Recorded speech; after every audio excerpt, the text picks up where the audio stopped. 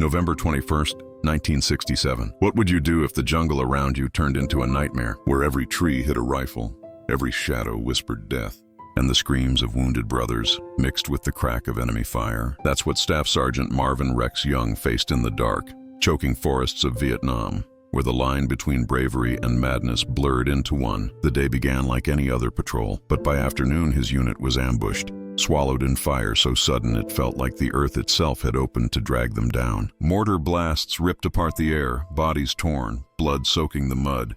And in that chaos, Young did something most men would run from. He stayed. Enemy rounds cut into his flesh, but he held his ground, covering his brothers with furious determination, spitting lead until his weapon overheated. He dragged wounded men through pools of red, his own boots slick with blood, carrying them even as his arms trembled, refusing to abandon them to the jungle's cold grip. They say he could have crawled back, could have let medics take him, but he chose to fight while his strength drained out, shielding others like a wall of fire. Witnesses recall his face smeared with dirt and blood, his eyes locked forward as if he already knew he wasn't coming back. The horror? The jungle echoed with screams. Some human, some not, and the smell of burning flesh clung to the air. He died there, but not before silencing enough enemy guns to save lives, turning a slaughter into survival. Now the question lingers. What kind of man looks death in the eye, feels the cold hand closing around his throat, and still refuses to fall back? Would you? Or would you run, leaving the ghosts of that day to forever haunt the shadows of November 21?